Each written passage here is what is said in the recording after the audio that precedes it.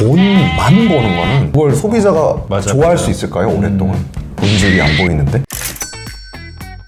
세상의 모든 직업을 알아보는 시간 월급 2개입니다. 자, 오늘은 저희가 살아가면 머릿속에 정말 하루에도 수많은 생각들을 하면서 살아가잖아요. 이 생각들이 사실은 거의 휘발되는 경우가 많은데 맞습니다. 이 생각들을 휘발되지 않고 기획 전문가이자 PPT 전문가 김도균 대표님을 모셨습니다. 네. 대표님 안녕하세요. 네, 안녕하세요. 저 17.8만 유튜브 운영하고 있는 페이퍼로지 김도균이라고 합니다. 유튜브 한 지가 뭐 그래도 꽤 돼서 기획서나 PPT 만드시는 분들은 한 번쯤은 보셨을 만한 영상이 있을 거예요. 네. 네, 잘 부탁드리겠습니다. 구체적으로 대표님 나는 어떤 일을 하는 사람이다 이렇게 딱 네. 한마디로 정의 내려주면 PPT는 여러분도 인정하고 저도 인정하다시피 그냥 여러분의 생각을 발표할 때 이 네. 뒤에 떠있는 그 천하의 툴 화면일 뿐이에요. 네, 화면을 어떻게 하면 효과적이고 기왕이면 예쁘고 맞아요. 커뮤니케이션 툴로서 이제 어떻게 표현할 것이냐가 중요하지만 아무튼 최소한의 어떤 수익화 장치가 있는 그런 기획을 하고요. 네, 그래서 그런 기획을 해서 돈을 법니다. 그럼 하나 이렇게 사례를 말씀 좀 해주시면 네. 일단 여러분이 잘 아시는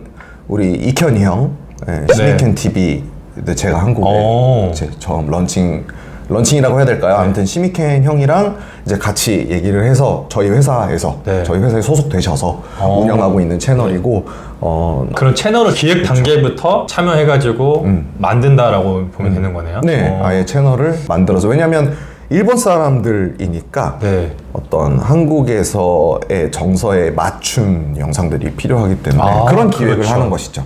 그럼 단순히 그냥 뭐 PPT 잘 만드는 전문가 이게 아니라 전반적인 기획자이자 제작자, 네. 뭐 총괄하는 그럼에도 불구하고 우리가 이제 살아가다 보면은 수많은 뭐 PT 현장에 중요한 어떤 미팅 자리나 발표 자리가 있잖아요. 있죠. 그랬을 때 핵심적으로 좀 기억해야 될 만한 거나 아니면 이건 정말 좋다. 이거 알고 있으면 좋다. 뭐 이런 것들. 일단 그냥 가장 큰 문제를 말씀을 드릴게요. 사람들이 보통 발표를 한다고 했을 때 줄글 있죠? 그냥 화면에 박아놓고 보고 읽는다.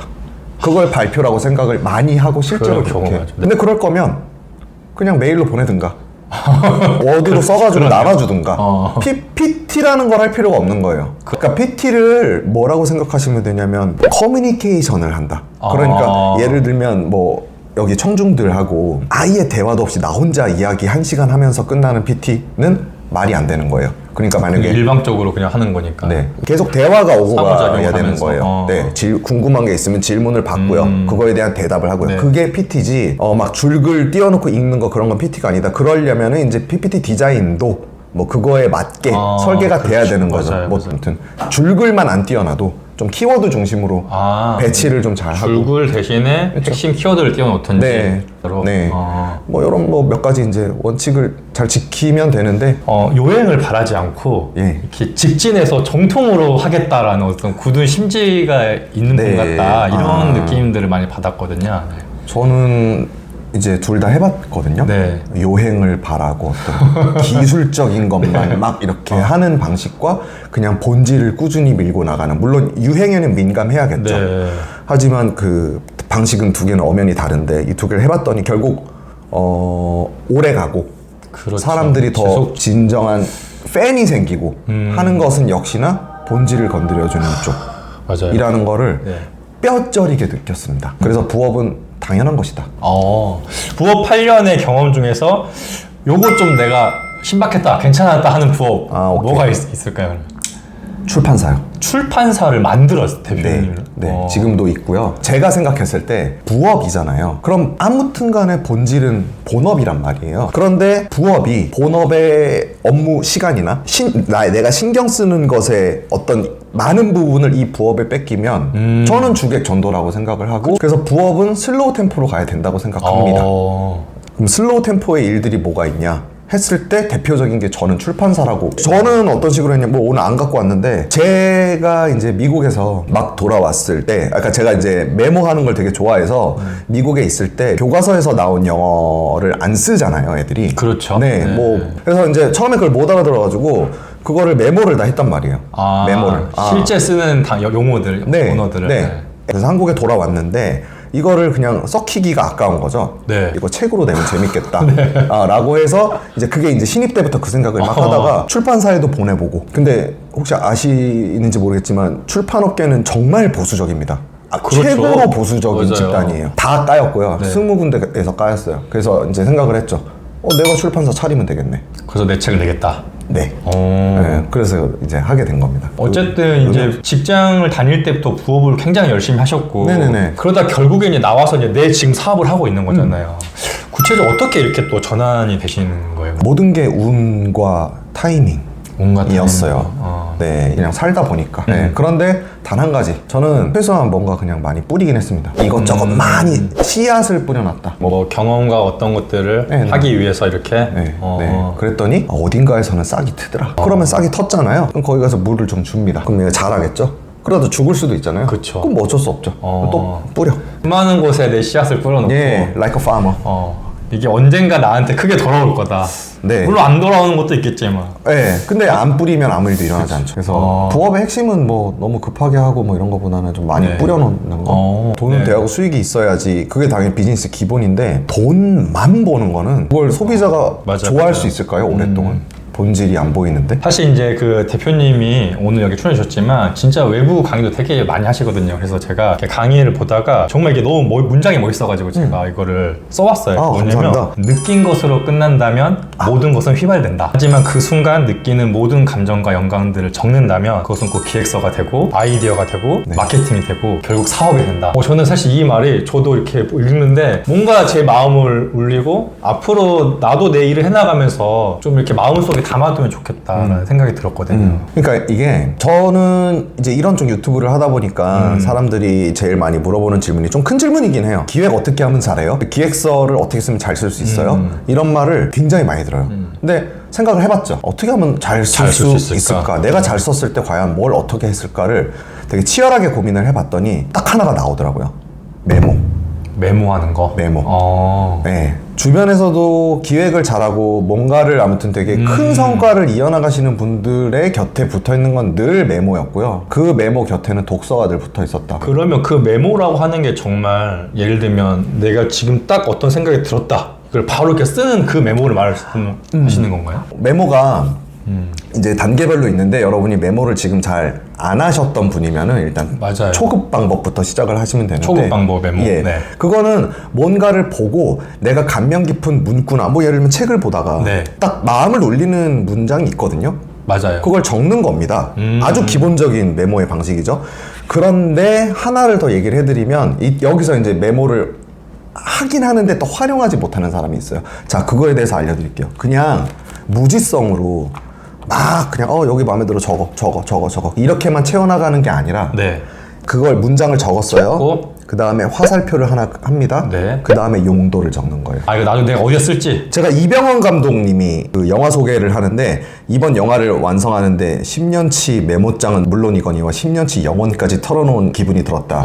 이 얘기를 했는데 제가 이거를 보고 되게 마음이 울려가지고 이걸 받아 적은 다음에 화살표 내 감히 소개할 때 활용이라고 적어놨어요. 그러면 나는 그 문장 구조를 뭐 누군가의 말이나 그래서 빌려와서 그거를 화살표와 용도를 함께 그 타이밍에 적어놓으니 나중에 그걸 실제로 활용할 수 있게 되더라. 그런데 이 화살표 용도를 같이 적어놓지 않으면 어디다 써야 될지를 몰라요. 맞아요. 그래서 쌓여만 가는 거예요. 그쵸. 네. 그래서 여러분이 메모를 하거나 하지 않을 때 중요한 기준이 될 수 있어요. 화살표, 용도, 요 세트를, 이 사이클을 적을 수 있느냐 없느냐. 그러니까 뭐 문장이 마음에는 드는데 화살표 용도를 못 적겠어. 그러면 그걸 안 적으셔도 돼요.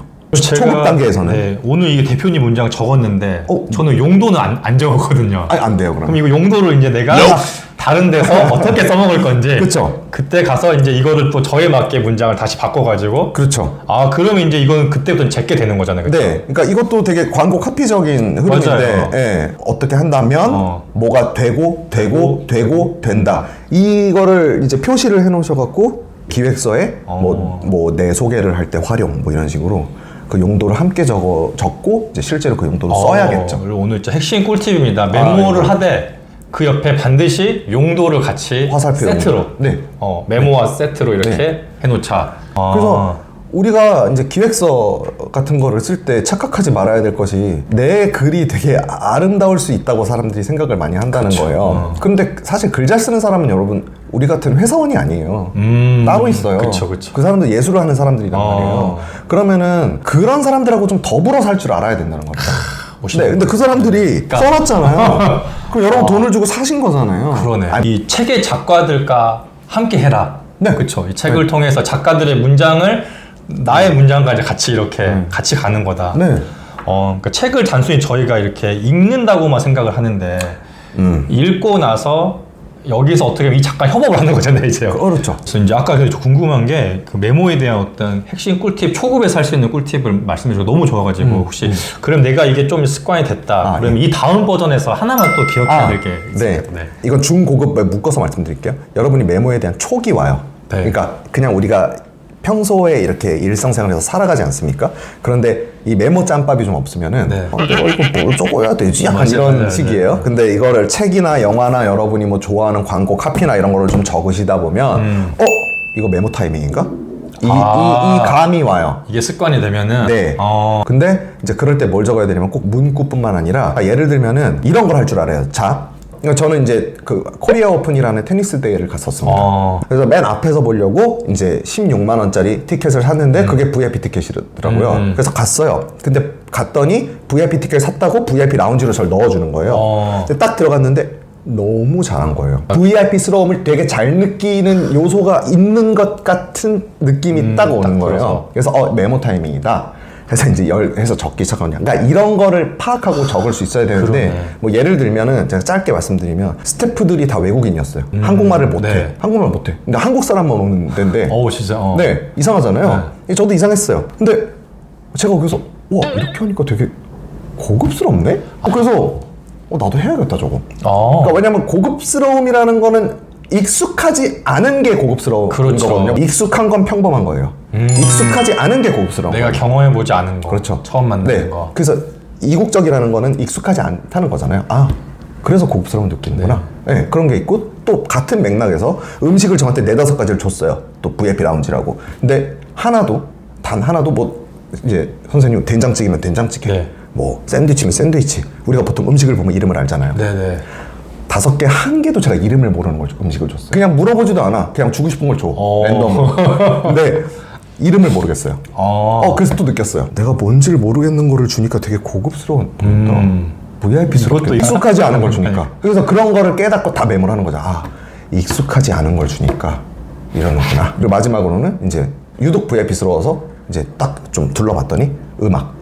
진짜 VIP스러운 음악 선곡을 잘한 거예요. 옆에 스피커에 쭈그려 앉아가지고 샤잠으로 그걸 음악을 다 땄어. 한 10개. 그럼 저는 뭘 할 수 있겠어요? 이걸 메모한 거잖아요, 다 이게. 그럼 나중에 제가 VIP 행사에 어떤 예를 들면 어떤 여러 회사와 비딩을 붙어 들어가 막 발표를 해. 그럼 남들은 하는 그 형식의 부스는 어떤 식으로 할 거고요. 하지만 저는 뭘 할 수 있어요? 플러스 이런 음악을 틀겠습니다. 이거 보통 안 해가거든요.